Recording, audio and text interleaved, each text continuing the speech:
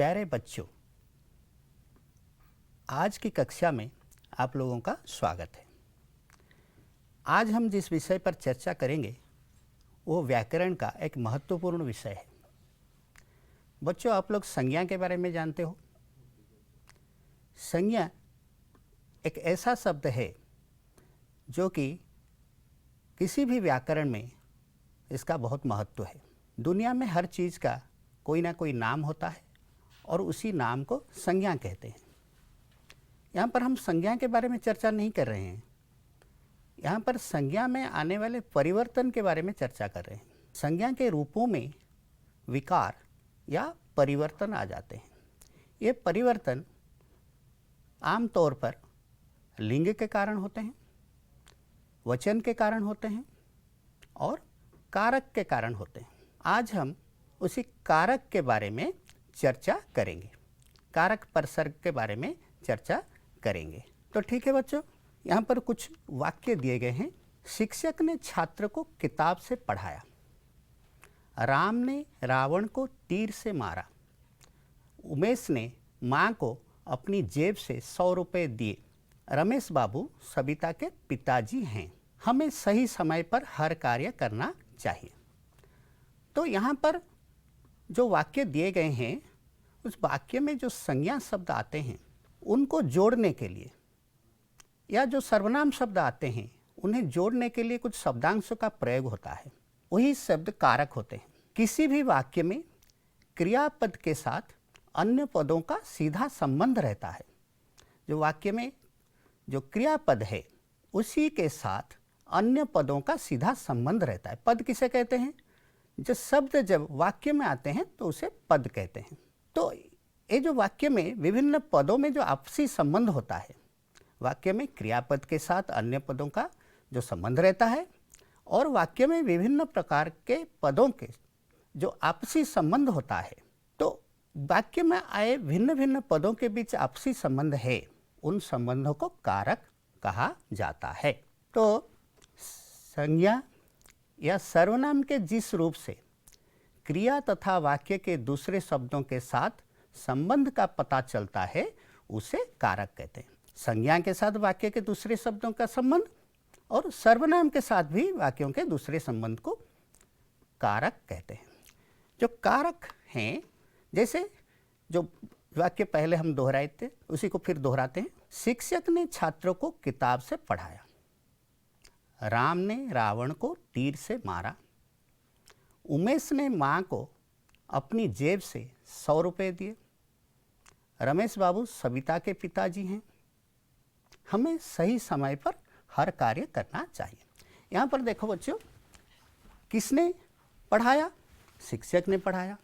किसको पढ़ाया? छात्र को पढ़ाया। किससे पढ़ाया? किताब से पढ़ाया। तो यहाँ दूसरे वाक्य में किसने मारा? राम ने मारा। किसको मारा?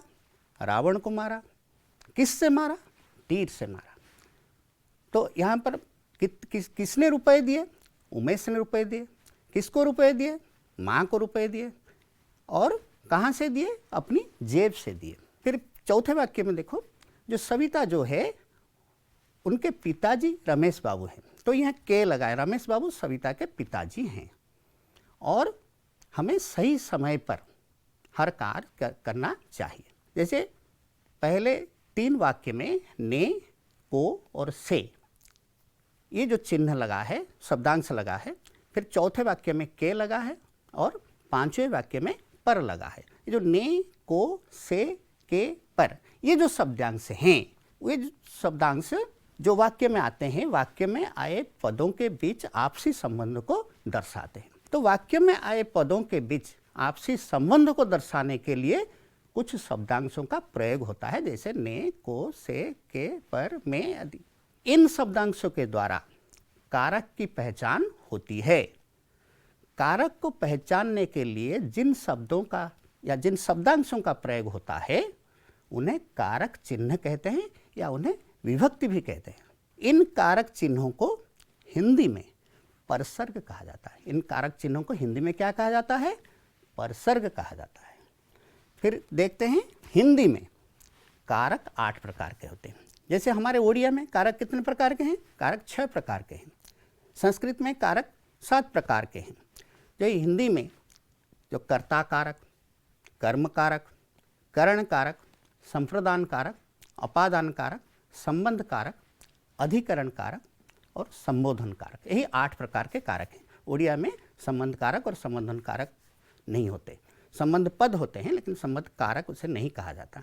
और संस्कृत में क्या करते हैं? जब विभक्ति, प्रथमा विभक्ति कर्ता कारक, द्वितीय विभक्ति कर्म कारक, तृतीय विभक्ति करण कारक, चतुर्थी विभक्ति संप्रदान कारक, पंचमी विभक्ति अपादान कारक, षष्ठी विभक्ति संबंध कारक और सप्तमी विभक्ति अधिकरण कारक। और हिंदी में एक अधिक संबोधन कारक उसके साथ जुड़ा हुआ है। इनके चिन्हों को देख लेते हैं। जो कारक चिन्ह है, कर्ता कारक में कौन से कारक चिन्ह लगते हैं या उसे जो परसर्ग कहा जाता है, कौन से परसर्ग लगते हैं? कर्ता कारक में ने, से और को परसर्ग लगता है। कर्म कारक में को लगता है और से लगता है। करण कारक में से और के द्वारा। संप्रदान कारक में को और के लिए इसका प्रयोग होता है। अपादान कारक में से लगता है। संबंध कारक में का के की रा रे री और ना ने नी लगता है। का के की रा रे री और ना ने नी। और अधिकरण कारक में मैं, पर और को लगता है। फिर संबोधन कारक में, जिसे हम संबोधन करने के लिए व्यवहार करते हैं, है, अरे, ओ, जी, ऐसे कई परसर्ग लगते हैं। तो आगे देखते हैं, हम चर्चा करेंगे पहले कर्ता कारक के बारे में। कर्ता कौन होता है? कार्य को संपादन करने वाला या कार्य को संपादन कराने वाला जो होता है वही कर्ता होता है। तो कर्ता कारक में जो परसर्ग लगते हैं मैंने बताया था, ने, से, को और फिर शून्य परसर्ग भी लगता है, माने कोई परसर्ग नहीं लगता। हम कुछ वाक्यों को देख लेते हैं बच्चों। वाक्य है, राम ने किताब खरीदी, पिताजी ने कहा, उसने खाना खाया, आपने यह बात कही, मुझसे चला नहीं जाएगा, गोपाल को वहाँ जाना पड़ेगा, राजेश पढ़ता है, छात्र छात्रा स्कूल जाते हैं। पहले वाक्य में देखो ने परसर्ग लगा है। राम ने किताब खरीदी, पिताजी ने कहा, ये भूतकाल में आते हैं। उसने खाना खाया, आपने यह बात कही। वहीं पर अगर कर्ता के साथ से लगता है, मुझसे चला नहीं जाएगा, गोपाल को वहाँ जाना पड़ेगा। को परसर्ग भी लगता है। अगर कर्ता के साथ को परसर्ग आता है तो वह कर्ता कारक में आता है। तो गोपाल को वहाँ जाना पड़ेगा, राजेश पढ़ता है, छात्र छात्रा स्कूल जाते हैं। ये शून्य परसर्ग है, ये वर्तमान काल में है, तो ये यहाँ पर कोई परसर्ग नहीं लगता है। कर्ता कारक जो होता है वो सिर्फ भूतकाल में लगता है। वो भूतकाल में भी हर जगह नहीं लगता और वर्तमान काल में और भविष्यत काल में ने का प्रयोग नहीं होता। अब देखते हैं कर्म कारक के बारे में। जिस पर क्रिया व्यापार का फल पड़ता है वह कर्म कारक। कर्म कौन सा है? कर्म किसे कहते हैं? जब कर्ता जो कार्य करता है उसका फल किस पर पड़ता है वो कर्म होता है। वाक्य में ये कर्म है, ये भी संज्ञा शब्द या जो सभी सर्वनाम शब्द होते हैं। तो वाक्य जो है, माँ ने बेटे को बुलाया, यहाँ पर माँ करता है, तो किसको बुलाया? जो बुलाने की क्रिया किसके ऊपर उसका फल पड़ा? बेटे पर। तो बेटे को बुलाया। इसके जो परसर्ग होते हैं को और से परसर्ग होते हैं। को परसर्ग बच्चों, तो पिता ने पुत्र से कहा। पिता ने किससे कहा? पुत्र से कहा।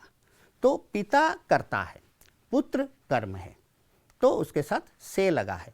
यहाँ पर को लगा था, को और से, यहाँ पर भी शून्य परसर्ग है, माने कोई परसर्ग कर्म कारक के साथ नहीं भी लगता है। तो ग्वाला अपने गायों को चारा खिलाता है। ग्वाला करता है और चारा खिलाता है इनको, अपनी गायों को।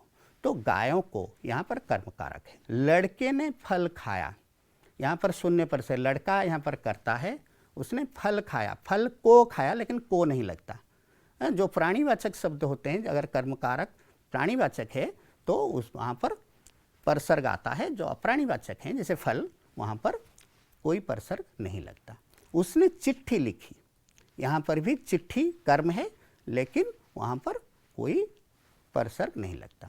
सविता इतिहास पढ़ती है, सविता इतिहास पढ़ती है, तो यहाँ पर कोई परसर्ग नहीं लगता, इतिहास यहाँ पर कर्म है। सीता फल खाती है, जैसे लड़के ने फल खाया, सीता फल खाती है, लड़के ने फल खाया, वो भूतकाल है, सीता फल खाती है, ये वर्तमान काल है, यहाँ पर भी फल पर कोई परसर्ग नहीं लगा है। बच्चे फुटबॉल खेलेंगे, ये भविष्य काल में है, बच्चे फुटबॉल, बच्चे क्या खेलेंगे?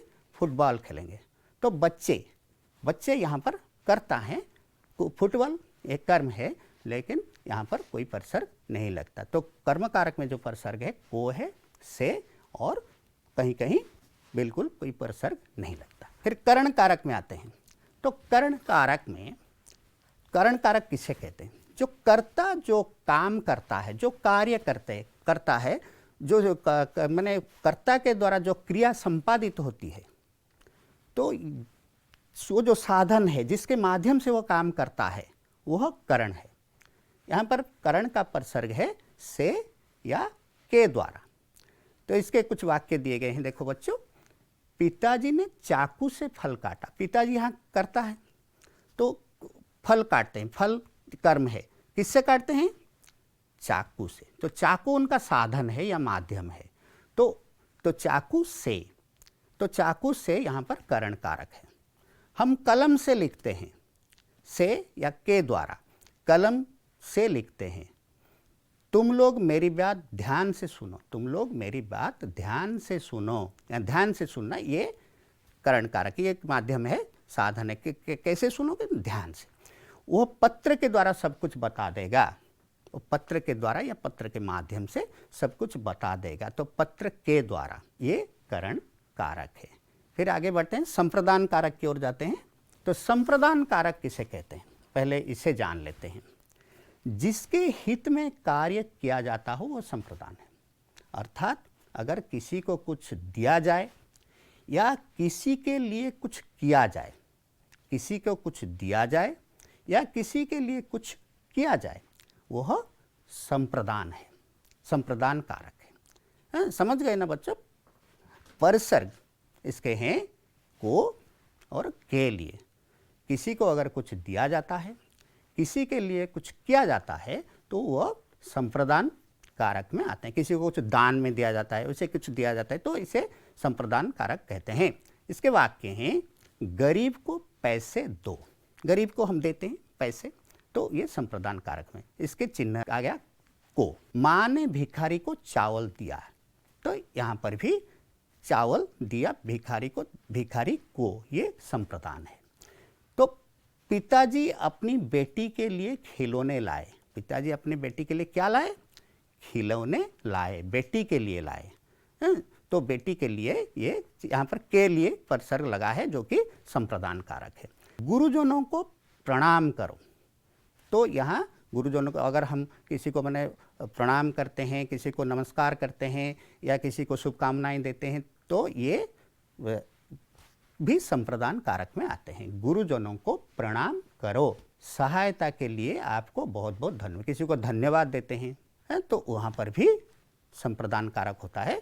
तो सहायता के लिए, सहायता, आपने जो सहायता की थी उसके लिए आपको बहुत बहुत धन्यवाद। तो संप्रदान कारक में बहुत सारी चीज़ें आती हैं, जिसे किसी को कुछ दिया जाता है, किसी के लिए कुछ किया जाता है, किसी को धन्यवाद दिया जाता है, प्रणाम, नमस्कार आदि क्रियाएं होती है, तो वहाँ पर भी संप्रदान कारक होता है। फिर अपादान कारक, जो अपादान कारक है, जिससे क्रिया व्यापार के अलग होने का भाव हो, अगर कहीं से कुछ अलग हो जाता है, विच्छिन्न हो जाता है, तो वह इसे कहते हैं अपादान कारक। ये अपादान कारक में आते हैं। इसके परसर्ग होते हैं से।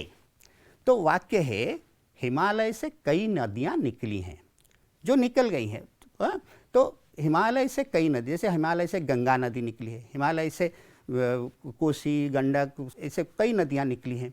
तो हिमालय से कई नदियां निकली हैं, हिमालय से परसर्ग है। पेड़ से पत्ते गिरते हैं, तो पेड़ से पत्ते गिरते हैं, तो ये पेड़ से फल गिरता है, वो भी अपादान कारक है। वह घोड़े से गिर पड़ा, वो घोड़े से गिर पड़ा। बंदूक से गोलियां चली, बदमाश लोगों से दूर रहना चाहिए। तो ये भी अपादान कारक है, बदमाश लोगों से दूर रहना चाहिए। अपादान कारक का परसर्ग है से।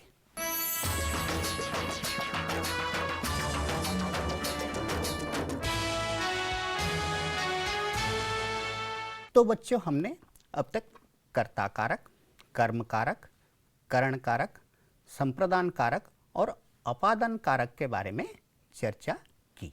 अब आते हैं संबंध कारक पर। संज्ञा या सर्वनाम के जिस रूप से उसका संबंध क्रिया से भिन्न किसी दूसरे शब्द से सूचित होता है, उसे संबंध कारक कहते हैं। तो फिर से दोहरा लेते हैं। संज्ञा या सर्वनाम के जिस रूप से उसका संबंध क्रिया से भिन्न किसी दूसरे शब्द से सूचित होता है, उसे संबंध कारक कहते हैं। इसके 9 परसर्ग हैं, का के की, रा रे री और ना ने नी। तो ये पुल्लिंग के, जब पुल्लिंग आता है, पुल्लिंग एक वचन होता है, तो वो का लगता है, रा लगता है और ना लगता है। जब पुल्लिंग बहुवचन होता है तो वह के लगता है, रे लगता है और ने परसर्ग लगता है। जब और स्त्रीलिंग एक वचन और स्त्रीलिंग बहुवचन दोनों में की लगती है, की, री और नी। जैसे वाक्य देख लेते हैं, रमेश का भाई सुरेश है। तो यहाँ पर जो रमेश और सुरेश दोनों के बारे में कहा जाता है, तो उनके जो का है, रमेश का भाई सुरेश है। घर, जो घर के बारे में बताया जाता है, उनका घर बहुत बड़ा है। यहाँ पर का लगा है। किनका घर? उनका घर। उनका घर, या किसी नाम भी लगा सकते हैं, राम बाबू का घर या श्याम बाबू का घर। तो उनका घर बहुत बड़ा है, यहाँ पर का लगा है क्योंकि ये पुल्लिंग शब्द है, पुल्लिंग एक वचन में आता है। गोपाल बाबू के 2 बेटे हैं। यहाँ पर देखो बच्चों, बहुवचन आ गया, तो 2 बेटे आ गए। तो गोपाल बाबू, यहाँ पर के लग गया। गोपाल बाबू के 2 बेटे हैं। लक्ष्मण राम के छोटे भाई थे। लक्ष्मण कौन थे? राम के छोटे भाई थे। यहाँ पर भी के लगा है, क्योंकि ये बहुवचन नहीं है, फिर भी के लगा है, क्योंकि यहाँ पर लक्ष्मण और राम को हम सम्मान देते हैं, जिससे वहाँ पर भी के लगेगा। जैसे राम का भाई श्याम है, राम बाबू के बेटा श्याम है। तो ये से इस तरह होता है, जब सम्मान किसी को देते हैं तो वहाँ पर के लगता है, नहीं तो बहुवचन में के लगेगा। फिर की परसर्ग देखो, तो अनुपम की नानी आई। नानी ये स्त्रीलिंग शब्द है, तो की नानी। लड़कियों की बातें सुनो। लड़कियों की बातें सुनो, बातें स्त्रीलिंग है, इसलिए यहाँ पर की लगा है। फिर रा रे री पर देखते हैं, संबंध कारक के जो परसर्ग आते हैं, रा रे री। मेरा, मेरे, मेरी, हमारा, हमारे, हमारी, तुम्हारा, तुम्हारे, तुम्हारी। तो इस प्रकार के परसर्ग लगते हैं। तो सर्वनाम के साथ ये आते हैं। तो भारत हमारा देश है। तो भारत हमारा देश, यहाँ पर रा परसर्ग लगा है, हम के साथ, हम, रा, हमारा। मेरा नाम, मेरा नाम आशीष है। तो ये मेरा, यहाँ पर रा परसर्ग लगा है, ये पुल्लिंग एक वचन में है। तो भारत हमारा देश है, मेरा नाम आशीष है। तुम्हारा नाम क्या है? यहाँ पर भी एक वचन है, पुल्लिंग एक वचन, तो रा परसर्ग आता है। तुम्हारा नाम, तुम, रा, तुम्हारा। क्या वह तुम्हारा भाई है? यहाँ पर भी रा आया है। फिर रे, मेरे पास आओ। मेरे पास आओ। तुम्हारे घर में और कौन कौन हैं? तो यहाँ पर रे लगा है। यह मेरी किताब है। किताब स्त्रीलिंग है, इसलिए ये हो गया मेरी। यह मेरी किताब है। हमारी धरती हरी भरी है। तो री, हाँ, हम के साथ री लगा है, तो हमारी धरती, धरती स्त्रीलिंग है, इसलिए हमारी है। फिर ना ने नी पर देखते हैं। ये जो परसर्ग है, ना ने नी, अपना, अपने, अपनी। अपना काम आप करो। काम पुल्लिंग शब्द है, इसलिए अपना काम आप करो, अपना काम खुद करो। यह अपना घर है। हाँ, ये हमारा घर है, रा लगेंगे तो हमारा घर है, नहीं तो अपना घर है, ना लगा है, तो ना परसर्ग लगा है। अपने गुरुजनों का सम्मान करो। अपने गुरुजनों का सम्मान करो। अपने गुरुजनों, ये बहुवचन में आता है। तो अपने गुरुजनों का सम्मान करो। यहाँ पर ने लगा है। सभी अपने अपने काम में लगे हुए हैं, सभी अपने अपने काम में लगे हुए हैं, यहाँ पर ने आता है। फिर अपनी पढ़ाई पूरी करो, ये स्त्रीलिंग है, पढ़ाई स्त्रीलिंग है इसलिए अपनी। अपनी पढ़ाई पूरी करो, अपनी बहन से कहो, बहन स्त्रीलिंग है इसलिए अपनी बहन से कहो। फिर आते हैं हम अधिकरण कारक पर। तो अधिकरण कारक किसे कहते हैं? शब्द के जिस रूप से क्रिया व्यापार के आधार का बोध होता है, मैंने क्रिया जो है मैंने कहाँ पर आधारित है, मैंने क्रिया के होने का स्थान क्या है और समय क्या है। जो जब क्रिया के होने का स्थान का बोध होता है या समय का बोध होता है उसे अधिकरण कारक कहते हैं। जैसे जेब में रुपए हैं, यहाँ पर जो परसर्ग होते हैं तो में और पर का ज़्यादा प्रयोग होता है, और में पर के जगह पर आजकल पे का प्रयोग होता है, लेकिन यह शुद्ध हिंदी नहीं है। तो में, पर और को का भी प्रयोग होता है।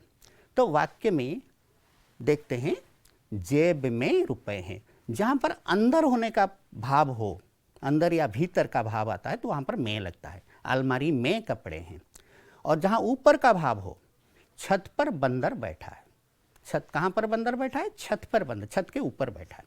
कागज पर एक चित्र बनाओ, कागज के ऊपर एक चित्र बनाओ तो वहाँ पर परसर्ग लगता है, कागज पर एक चित्र बनाओ। तो आप शाम को आइए, यहाँ पर समय का बोध होता है कि आप शाम को आइए।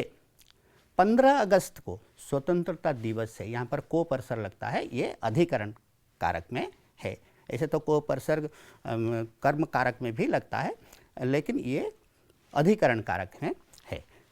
आप शाम को आइए, 15 अगस्त को स्वतंत्रता दिवस है, 14 नवंबर को बाल दिवस है, 5 सितंबर को शिक्षक दिवस है। तो ये सब अधिकरण कारक में आते हैं। फिर आते हैं संबोधन कारक पर। किसी को पुकारने या संबोधित करने के लिए जो शब्द प्रयुक्त होते हैं, किसी को पुकारने या किसी को बुलाने, किसी को संबोधित करने के लिए प्रयुक्त होने वाले शब्द संबोधन कारक में आते हैं। इसके परसर्ग हैं है, ए, अरे, जी। वाक्य देख लेते हैं बच्चों। ए लड़के इधर आओ, ए लड़के इधर आओ। यहाँ पर बुलाया गया है, बच्चे को बुला रहे हैं, तो ए लड़के इधर आओ। हे, कहाँ जा रहे हो? हाँ, यहाँ पर भी संबोधित किया जाता है हे कहकर। अरे यह तुमने क्या कर दिया? तो यहाँ अरे ये संबोधन कारक में आते हैं। जी बता दीजिए, जी बता दीजिए। ओ भाई सब ठीक ठाक है तो? अजी सुनते हो? हाँ, तो ये ओ भाई, अजी, तो ये संबोधन कारक में आते हैं। बच्चों तुम लोगों की पढ़ाई चल रही है ना? तो ये यहाँ पर विस्मयादिबोधक जो चिन्ह लगता है, संबोधन कारक के साथ विस्मयादिबोधक चिन्ह लगता है। तो आगे बढ़ते हैं, हम कुछ अभ्यास करते हैं, जो कुछ हमने पढ़ाया उस पर थोड़ा सा अभ्यास कर लेते हैं। प्रश्न जो है, कारक किसे कहते हैं? कारक किसे कहते हैं? इसका उत्तर है संज्ञा या सर्वनाम के जिस रूप से क्रिया तथा वाक्य के दूसरे शब्दों के साथ संबंध का पता चलता है उसे कारक कहते हैं। यहाँ पर दूसरा प्रश्न है, कारक के कितने भेद हैं? हिंदी में कारक के कितने भेद हैं? उत्तर है 8 भेद हैं। तीसरा प्रश्न है, ने किस कारक में लगता है? ने एक ही कारक में लगता है, वो है कर्ता कारक। फिर और कुछ प्रश्नों का अभ्यास करते हैं। परसर्ग चुनकर लिखिए, परसर्ग चुनकर लिखिए रिक्त स्थान की पूर्ति करने के लिए। तो श्याम डैश बंसी बजाई, मरीज डैश चला नहीं जाता, पिताजी ने बेटी डैश किताब दी, वह कलम डैश लिखता है, शिक्षक डैश छात्र डैश पूछा। श्याम ने बंसी बजाई, यहाँ पर पूर्ति करते हैं, श्याम ने बंसी बजाई, मरीज से चला नहीं जाता, पिताजी ने बेटी को किताब दी, वह कलम से लिखता है, शिक्षक ने छात्र से पूछा। इसके उत्तर भी हैं, श्याम ने बंसी बजाई, मरीज से चला नहीं जाता, पिताजी ने बेटी को किताब दी, वह कलम से लिखता है, शिक्षक ने छात्र से पूछा।